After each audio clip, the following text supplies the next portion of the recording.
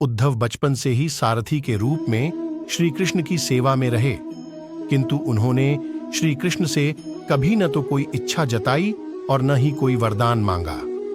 जब कृष्ण अपने अवतार काल को पूर्ण कर गोलोक जाने को तत्पर हुए, तब उन्होंने उद्धव को अपने पास बुलाया और कहा, प्रिय उद्धव, मेरे इस अवतार काल में अनेक लोगों ने मुझसे वरदान प्राप्त किए, किंतु तुमने कभी कुछ नहीं मांगा। अब कुछ मांगो, मैं तुम्हें देना चाहता हूं।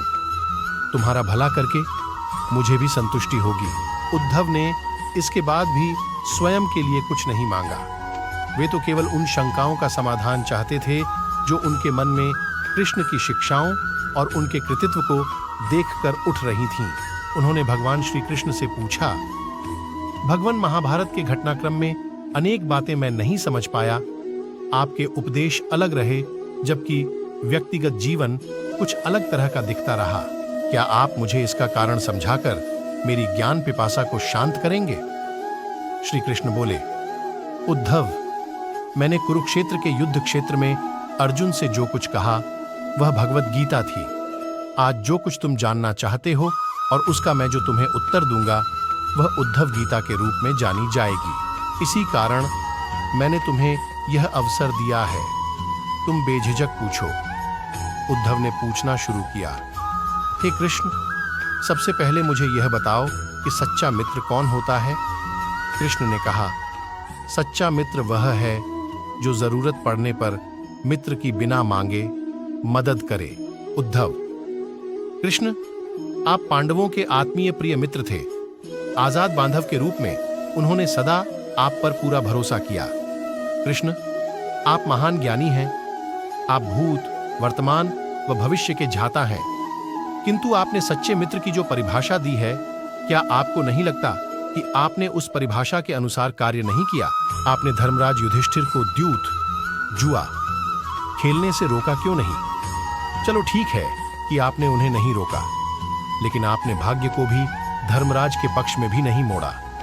आप चाहते तो युधिष्ठिर जीत सकते थे। आप कम से कम उन्हें धन, राज्य और यहां तक कि खुद को हारने के बाद तो रोक सकते थे। उसके बाद जब उन्होंने अपने भाइयों को दांव पर लगाना शुरू किया, तब तो आप सभा कक्ष में पहुंच सकते थे। आपने वह भी नहीं किया। उसके बाद जब दुर्योधन ने पांडवों को सदैव अच्छी किस्मत वाला बताते हुए द्रौपदी को दांव पर लगाने को प्रेरित किया और जीतने पर हारा हुआ सब कुछ वापस कर देने का लालच दिया, कम से कम तब तो आप हस्तक्षेप कर ही सकते थे। अपनी दिव्य शक्ति के द्वारा आप पांसे धर्मराज के अनुकूल कर सकते थे। इसके स्थान पर आपने तब हस्तक्षेप किया जब द्रौपदी लगभग अपना शील खो रही थी। तब आपने उसे वस्त्र देकर द्रौपदी के शील को बचाने का दावा किया, लेकिन आप यह दावा भी कैसे कर सकते हैं?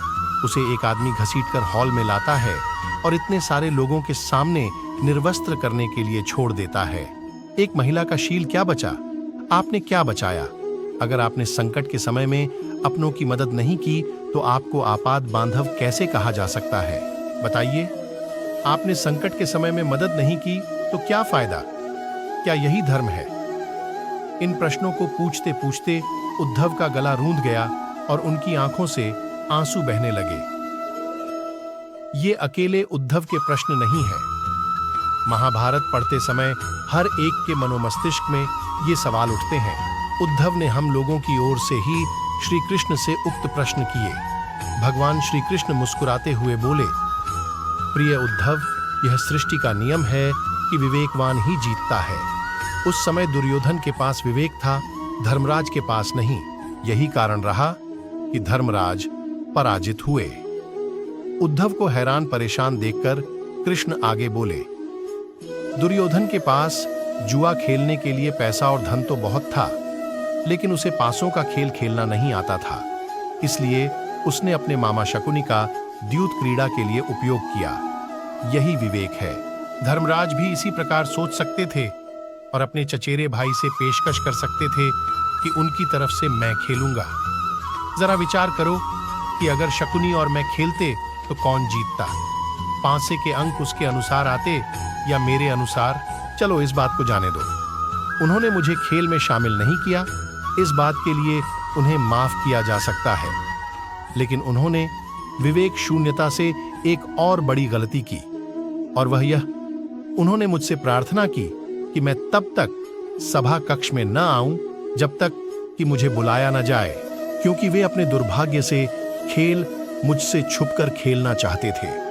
वे नहीं चाहते थे मुझे मालूम पड़े कि वे जुआ खेल रहे हैं। इस प्रकार उन्होंने मुझे अपनी प्रार्थना से बांध दिया। मुझे सभा कक्ष में आने की अनुमति नहीं थी। इसके बाद भी मैं कक्ष के बाहर इंतजार कर रहा था कि कब कोई मुझे बुलाता है। भीम, अर्जुन, नकुल और सहदेव सब मुझे भूल गए, बस अपने भाग्य और दुर्योधन को कोसते रहे।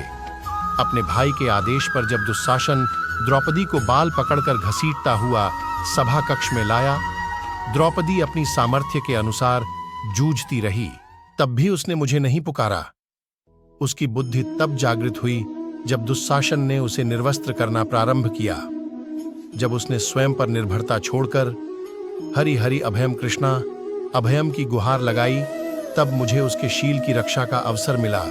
जैसे ही मुझे पुकारा गया, मैं अविलंब पहुंच गया। अब इस स्थिति में मेरी गलती बताओ। उद्धव बोले, कान्हा, आपका स्पष्टीकरण प्रभावशाली अवश्य है, किंतु मुझे पूर्ण संतुष्टि नहीं हुई। क्या मैं एक और प्रश्न पूछ सकता हूं? कृष्ण की अनुमति से उद्धव ने पूछा।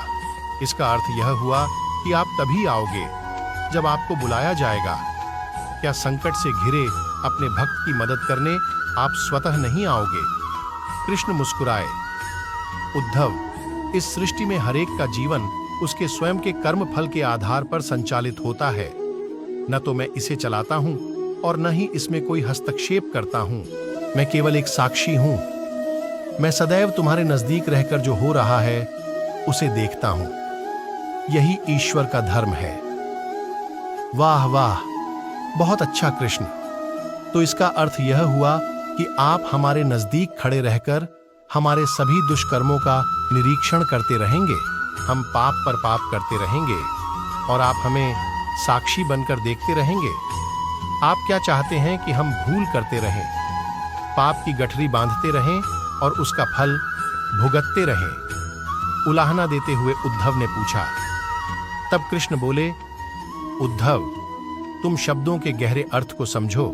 जब तुम समझकर अनुभव कर लोगे कि मैं तुम्हारे नजदीक साक्षी के रूप में हर पल हूं, तो क्या तुम कुछ भी गलत या बुरा कर सकोगे?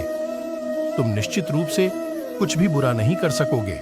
जब तुम यह भूल जाते हो और यह समझने लगते हो कि मुझसे छुपकर कुछ भी कर सकते हो, तभी तुम मुसीबत में फंसते हो।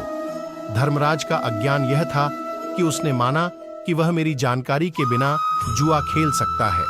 अगर उसने यह समझ लिया होता कि मैं प्रत्येक के साथ हर समय साक्षी रूप में उपस्थित हूं, तो क्या खेल का रूप कुछ और नहीं होता? भक्ति से अभिभूत उद्धव मंत्रमुग्ध हो गए और बोले, प्रभु, कितना गहरा दर्शन है, कितना महान सत्य। प्रार्थना और पूजा पाठ से ईश्वर को अपनी मदद के लिए बुलाना तो महज हमारी परभावना है, मगर जैसे ही हम यह विश्वास करना शुरू करते हैं कि ईश्वर के बिना पत्ता भी नहीं हिलता, तब हमें साक्षी के रूप में उनकी उपस्थिति महसूस होने लगती है। गड़बड़ तब होती है जब हम इसे भूलकर दुनियादारी में डूब जाते हैं। संपूर्ण श्रीमद् भागवत गीता में श्री कृष्ण ने अर्जुन को इसी जीवन दर्शन का ज्ञान दिया है। सारथी का अर्थ है मार्गदर्शक। अर्जुन के लिए सारथी बने श्री कृष्ण वस्तुतः उसके मार्गदर्शक थे। वह स्वयं की सामर्थ्य से युद्ध नहीं कर पा रहा था, लेकिन जैसे ही अर्जुन को परम साक्षी के रूप में भगवान कृष्ण का एहसास हुआ, वह ईश्वर की चेतना में विलय हो गया। यह अनुभूति थी शुद्ध, पवित्र, प्रेममय, आनंदित, सुप्रीम चेतना की। तत्त्वम असि, अर्थात वह तुम ही हो। जय श्री कृष्ण। धन्यवाद।